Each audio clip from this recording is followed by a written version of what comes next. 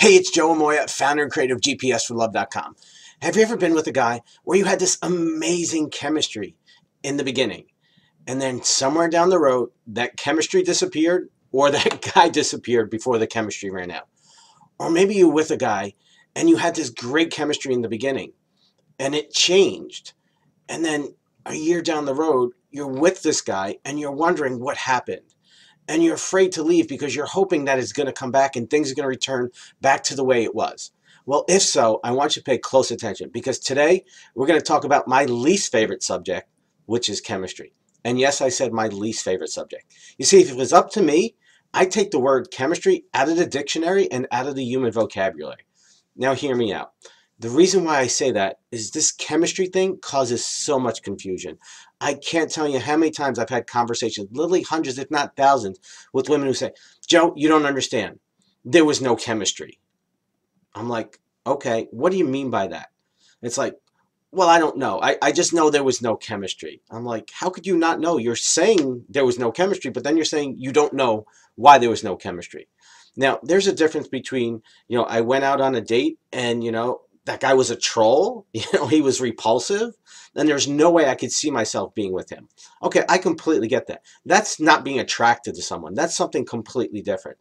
But when you're with someone in 5 minutes or first date and you completely blow them off because there's no chemistry, what usually happens is that you find out that, you know what, you're either not attracted or you're not compatible with that guy, or there's not that spark that you're used to.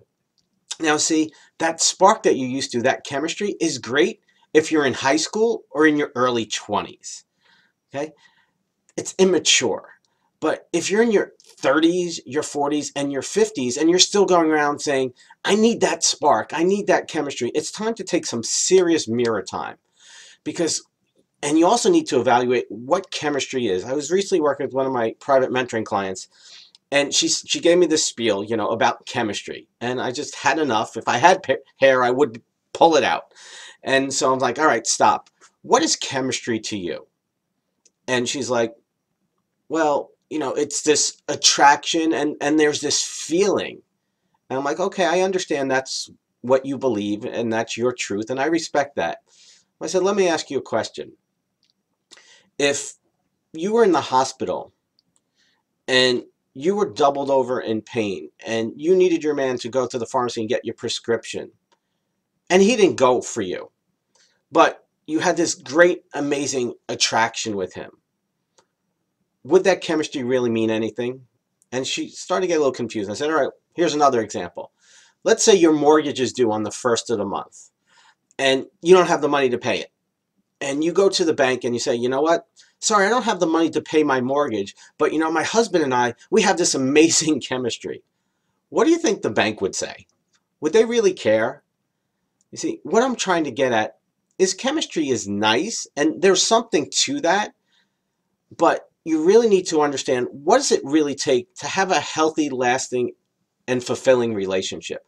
According to my research and my studies, 85% of people who walk down the aisle never have the marriage that they really wanted. They never had the fulfilling marriage and partnership that they had hoped for, that they thought they were going to have. Now you might say, 85%, Joe, that's a lot. That sucks. And I say, yeah, it does suck, and it is a lot. It especially sucks if you're in that 85%. Okay, because I believe the majority of people who walk down the aisle truly believe that they are going to live happily ever after, and they found the right person, that person to share their life with. But sooner or later, they realize that, you know what, maybe I was wrong. Maybe this isn't the person I want to share my life with. Or they come to the realization, this is definitely not the person that I want to share my life with. He's changed. And what that usually means is, it's not that he changed because those signs were there before. It's just you've had enough of it and you can't live with it anymore as the way it is. So we need to shine light on what chemistry really is. Now, again, I'm not here to tell you what to believe. It's your life. I'm here to simply guide you, to help you figure this thing out so you can create the happy, fulfilling relationship, so you can be in that 15%. So here's my definition of chemistry. This is how I look at it. Is, yeah, do you have to have a physical attraction? Absolutely. I'm not saying that if, again, you're on a date or you're going out with a guy and he's a nice guy, he's wonderful, he'll be a great provider, but you're repulsed by him, then he's simply the wrong guy for you. I'm not one of these people who say, you know, well, give him a chance. If you're truly repulsed by him and you're not turned on by him, eh, then it's simply, he's not the right guy for you. So that's okay. So you've got to have that physical attraction. And included in that is that you have to be sexually compatible. You have to be on the same page. You've got, whatever that is for you. You know, sexual compatibility is literally different for every couple. So you have to be with a guy where sexually it works for you, and the same for him. So that's one component. The second component is you need an emotional connection. Okay? There's got to be that emotional feeling that you get where you're like, this makes me feel good. I enjoy being with this person. Emotionally, he lights me up. And it's interesting because if you actually study the human brain, when you have that emotional connection, that's usually what most people refer to as chemistry, is the pleasure centers of the brain get lit up. It's like, you know, it's like, you ever see those old pinball machines where ding, ding, ding, ding, ding, the lights are going off? Well, that's what happens in the pleasure centers of the brain. That's what we really get, quote unquote, addicted to. We like that feeling. And again, that's really important, and you have to have that from a partner. But that's not always going to be there. You know, there are going to be days where you're tired. You come home from work, it's like, oh, hi, honey, how are you? You give him a kiss, and it's like, you know, I'm just too tired. I don't feel like talking today, or I don't feel well. Or, you know what, I'm stressed out or overwhelmed. You know, at the time I'm recording this video, my wife just had major surgery, and she's literally out of commission for 8 weeks. It's going to be 8 weeks before she heals. Okay, our life is like put on hold until she recovers. Now, that doesn't mean that I stop being a husband, I stop being a father, I stop being a provider. I still have not only my roles to fulfill, but also I have to take a lot on because she's out of commission. I've got to cook the kids breakfast and dinner. I've got to take them to school. I've got to run them, you know, to their sports teams and be the chauffeur, you know, and, you know, driving the minivan like the typical family. But that, because that's what men do. Okay, it's not just about that chemistry. Right now, chemistry means shit. I'm going to be complete honest. There is no chemistry right now. Okay, there's no time for chemistry. There's too many other things that are more important. And that leads us to the third aspect of what I believe is real chemistry. And I believe this is the most important. And this is compatibility. How compatible are you as a couple to share your lives together? You know, one of the things I've been very transparent in these videos and in GPS for Love, trying to share about my relationship with my wife, Natalie. Not just to say, well, look at us, how blessed we are and how special we are, but to say, this is what makes our relationship work. There are things that we do a certain way. And if you do these things the same way, you're probably going to get the same results. And so you got to focus on finding a partner where you're compatible, where you have the same morals, the same values, the same goals. You respect each other, you honor each other, you trust each other. All those things are just as important. I believe they're actually more important than the actual chemistry. Because let's be honest, how many guys have you had chemistry with, right? There was this super emotional attraction, you know, this emotional connection, right? But then you realize that they were assholes.